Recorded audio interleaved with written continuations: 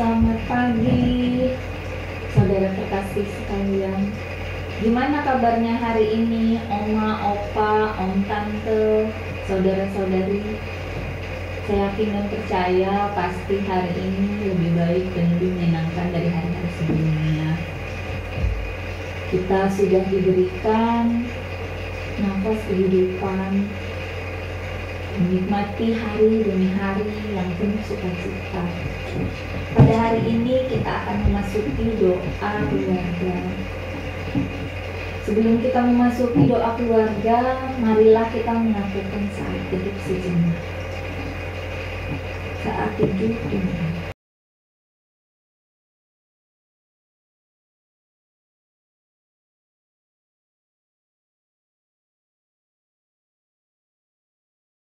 Saat teduh selesai. Baiklah, sebelum kita memasuki dalam mendengarkan firman dari doa keluarga, sebelumnya kita mari memuji nama Tuhan dari PKJ 140, bait pertama dan kedua. Tuhanku berjanji.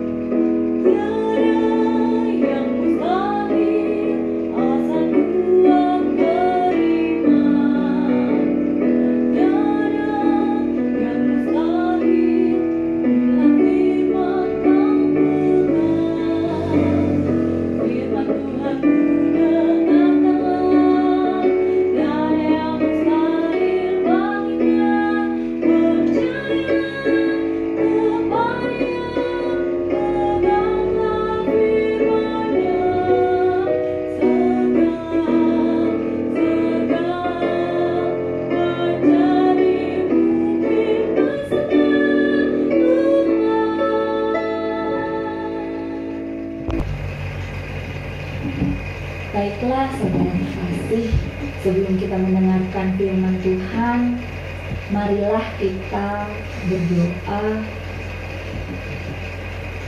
Kita mulai berdoa, mari kita pejamkan mata. Selamat pagi Bapa, selamat pagi Yesus. Terima kasih atas berkat-Mu yang tidak berkesudahan Kau berikan pada kami Tuhan.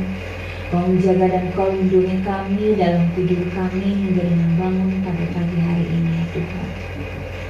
Kami akan memulai ibadah doa keluarga dan kami sebentar lagi akan mendengarkan sebagian dari firman-Mu ya Tuhan. Kiranya itu dapat kami terapkan dalam kehidupan kami hari demi hari. Terima kasih pula karena atas penyertaan-Mu yang tidak tarang Kau selalu memberikan memberkati dan menyertai kami Tuhan, sehingga kami akan memulai aktivitas kami pada hari ini. Kiranya Engkau tutup bungkus kami dari segala hal yang jahat, dan Engkau juga tutup bungkus kami dari segala sakit penyakit yang sedang mewabah di muka bumi ini ya Tuhan Yesus. Terima kasih Tuhan. Di dalam nama Tuhan Yesus Kristus kami berdoa dan ucap syukur. Haleluya. Amin. Salam sejahtera saudara-saudara yang kekasih dalam Tuhan Yesus.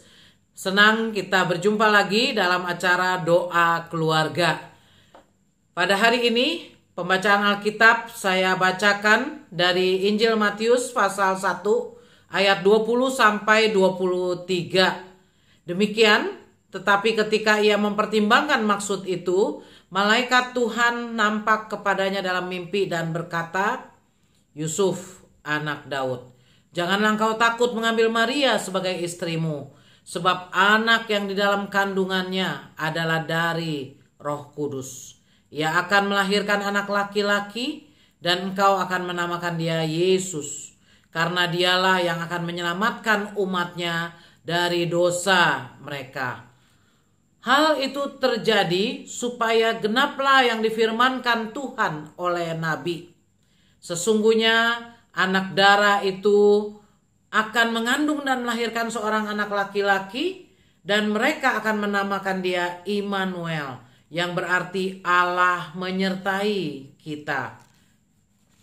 Sampai di situ saudara pembacaan Alkitab. Berbahagialah setiap orang yang mendengar firman Tuhan dan yang melakukannya.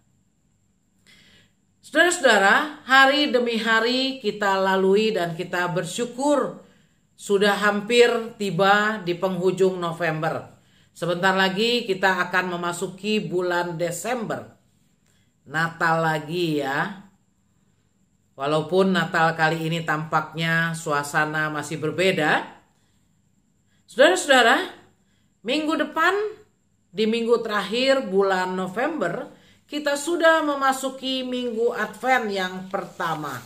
Karena itu saya memilih bacaan yang berhubungan dengan Advent dan Natal. Saudara-saudara, kalau ditanyakan kepada saudara, apa makna Natal bagi saudara? Saya yakin ada berbagai jawaban. Ada yang menjawab, Natal mengingatkan saya bahwa Yesus telah datang ke dunia ini sebagai juru selamat.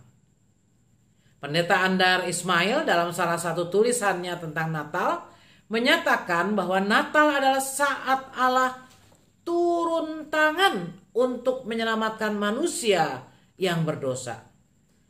Ketika manusia jatuh ke dalam dosa, Allah tidak jadi lepas tangan, masa bodoh. Tapi Allah mau turun tangan menolong manusia. Apa makna Natal bagi saudara? Bagi saya, Natal selalu mengingatkan bahwa janji Tuhan telah dipenuhi. Peristiwa Natal adalah bukti bahwa nubuat firman Tuhan digenapi. Itulah berita firman Tuhan yang telah kita baca dalam Matius 1 tadi. Malaikat yang berkata kepada Yusuf dalam mimpi menyatakan bahwa Maria yang saat itu masih tunangan Yusuf akan mengandung dan melahirkan seorang anak laki-laki yang harus dinamakan Yesus. Dan itu untuk menggenapkan firman Tuhan yang diberikan kepada Nabi Yesaya. Dalam Yesaya 7 ayat 14, sesungguhnya anak darah itu akan mengandung dan melahirkan seorang anak laki-laki, dan mereka akan menamakan dia Immanuel. Ayat dalam Matius 1 ayat 23 ini, saudara-saudara, yang menunjuk pada nubuatan dalam Yesaya 7 ayat 14. Ya, dalam Matius ditambahkan arti Immanuel, yaitu yang berarti Allah menyertai kita. Saudara-saudara tahu kapan firman Tuhan dalam Yesaya 7 ayat 14 itu diberikan kepada Nabi Yesaya? Berapa lama waktu dari nubuatan diberikan sampai akan digenapi seperti yang ada dalam Injil Matius itu? Saudara-saudara, waktunya bukan setahun atau 2 tahun. Juga bukan 10 tahun atau 20 tahun. Tapi waktu penggenapan itu sekitar waktu penggenapan itu, ya, waktu firman itu sampai digenapkan sekitar 700 tahun. Lama ya. Ya, waktu yang panjang. Tapi perhatikan, walau panjang waktunya, walau lama, tapi digenapi. Seperti dalam Yesaya 55 ayat 11 juga dinyatakan, Tuhan tidak pernah ingkar dengan apa yang diucapkan. Sebab firman-Nya adalah ya dan amin. Tidak ada perkataan firman Tuhan yang berlalu dengan sia-sia. Firman-Ku yang keluar dari mulut-Ku, ia tidak akan kembali kepadaku dengan sia-sia. Tetapi ia akan melaksanakan apa yang Ku kehendaki dan akan berhasil dalam apa yang Kusuruhkan kepadanya. Saudara-saudara, firman Tuhan, ya dan amin. Ketika Adam dan Hawa jatuh ke dalam dosa, Allah menyatakan janjinya dalam Kejadian 3 ayat 15 yang dikenal sebagai janji induk. Sepanjang sejarah perjanjian lama, umat Israel menantikan janji Tuhan tentang kedatangan Mesias. Dan lebih dari 1000 tahun mereka menanti. Sungguh Tuhan tidak pernah lalai menepati janjinya. Tidak peduli berapa lama waktunya, janji Tuhan pasti dipenuhi. Firman-Nya pasti digenapi. Kedatangan Kristus dalam peristiwa Natal menjadi bukti pemenuhan janji Allah. Saudara-saudara, ketika kita mengalami berbagai pergumulan dan kesulitan, pastilah kita berharap agar kesulitan dan pergumulan kita dapat segera teratasi. Betul kan? Demikian. Ketika kita berdoa, biasanya kita juga mengharapkan jawaban doa terjadi dalam waktu cepat. Manusia memang sukanya yang instan-instan ya. Makannya mie instan, minumnya kopi instan. Jadi demen yang instan-instan. Namun terkadang uluran tangan Tuhan tidak selalu terjadi dalam waktu sekejap.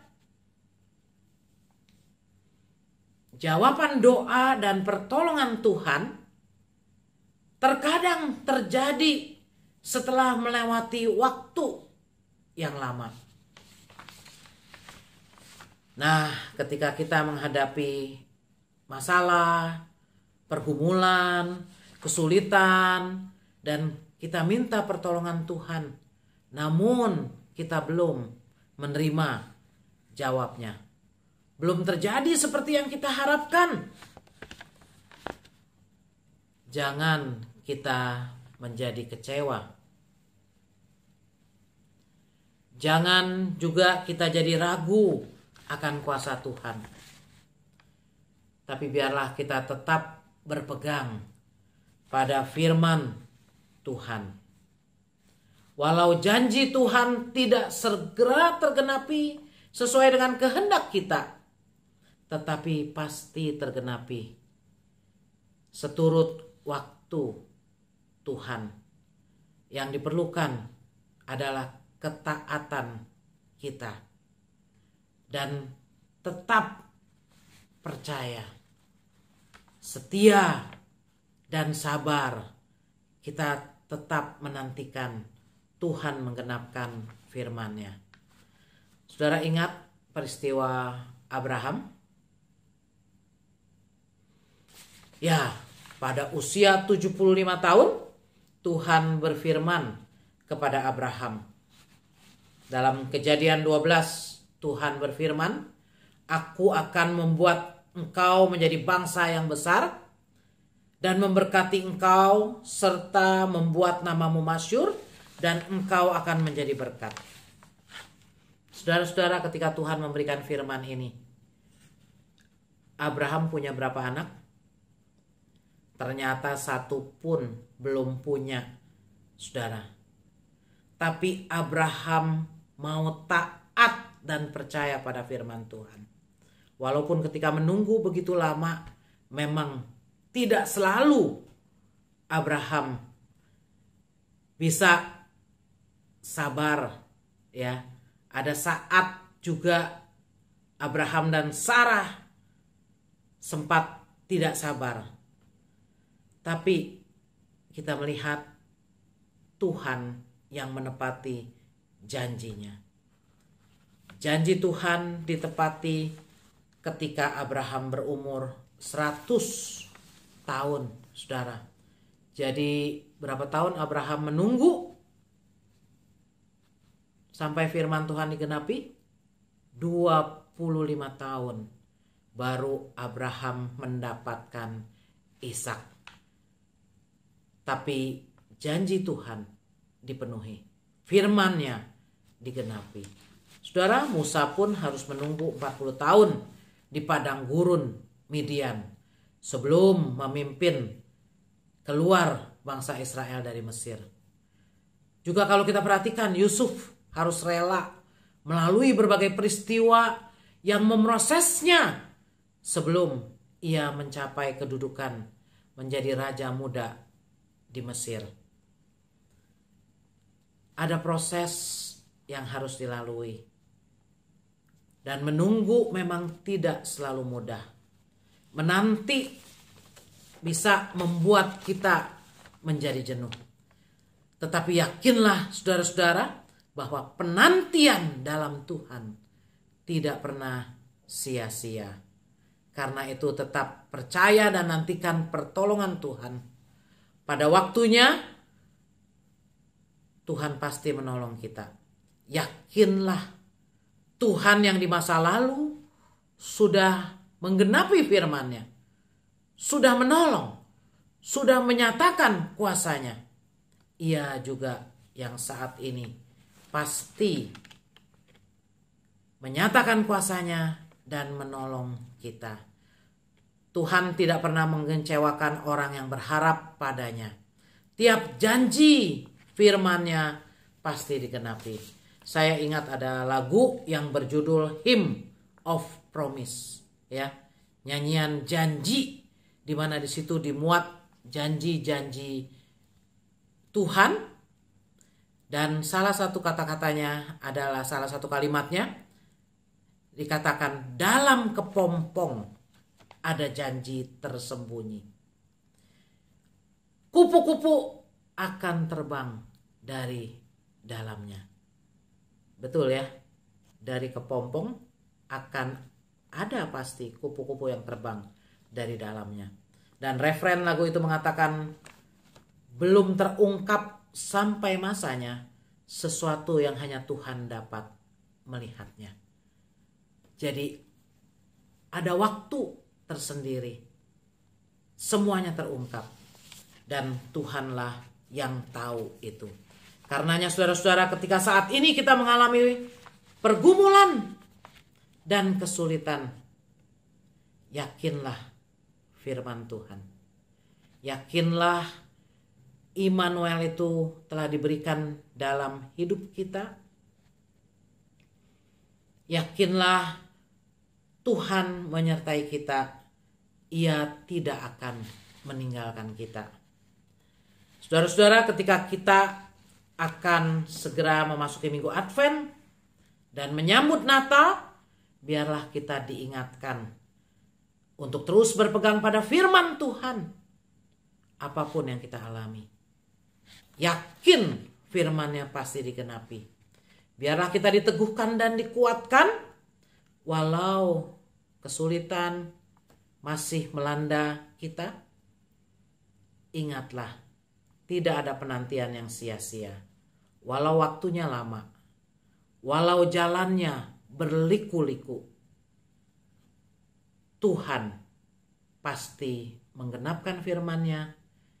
Ia memenuhi janjinya.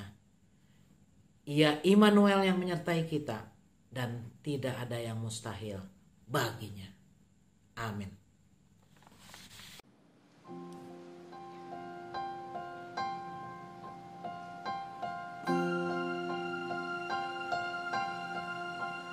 In the mulberries of flower, in the seed and apple tree, in cocoons a hidden promise, butterflies will soon be free.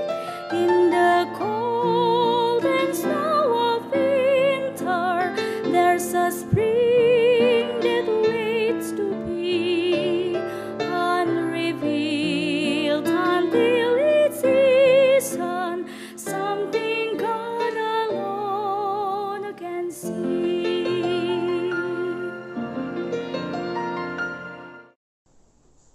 Bapak, Ibu, dan saudara-saudara, mari kita bersama-sama menaikkan doa syafaat kita. Biarlah tangan Tuhan terus menolong kita hari demi hari melalui kehidupan ini. Kita berdoa. Ya Tuhan, kami bersyukur saat ini Engkau memperkenalkan kami boleh merenungkan firman-Mu. Kami boleh memuji-muji nama-Mu. Biarlah apa yang kami dengar, kami renungkan, boleh kami lakukan dalam kehidupan kami hari demi hari. Pujian yang kami naikkan biarlah juga boleh menguatkan dan menyukakan hati kami. Terima kasih Tuhan, Engkau memberkati kami melalui kehidupan kami, berkat yang Kau berikan bagi kami. Kami berdoa untuk pemerintahan bangsa dan negara kami. Terima kasih Engkau senantiasa menolong dan memberkati dalam proses untuk permasalahan pandemi ini. Ya Tuhan, terima kasih untuk vaksin yang sudah ditemukan, dan biarlah tangan Tuhan menolong sehingga vaksin ini benar-benar boleh dirasakan oleh masyarakat dan banyak orang yang disembuhkan melalui vaksin ini. Kami berdoa untuk setiap pergumulan kami masing-masing dalam keluarga kami. Tuhan, terima kasih untuk pertolongan-Mu dalam melalui masalah yang kami hadapi. Terima kasih untuk segala pertolongan-Mu dalam pekerjaan kami, usaha kami. Terima kasih untuk berkat-Mu bagi kami. Kami berdoa untuk umat-Mu yang berulang tahun. Tuhan, terima kasih Engkau menambahkan 1 tahun kembali. Hari yang sudah dilalui, biarlah menjadi kenangan yang indah karena tangan Tuhan menuntun hingga saat ini. Engkau berkati juga setiap pergumulan kami masing-masing. Kami percaya tangan Tuhan menolong kami, dan kami percaya di balik setiap masalah kami, Engkau memberikan yang terbaik bagi kami. Terima kasih Tuhan. Kami menaikkan doa kami ini di dalam nama Tuhan Yesus Kristus. Amin. Tuhan Yesus, karena Dia selalu menjaga dan melindungi kita. Sebelum kita mengakhiri ibadah doa keluarga pada hari ini, marilah kita memuji Tuhan kembali dari PKJ 140, bait yang ketiga sampai keempat. Tuhanku berjanji.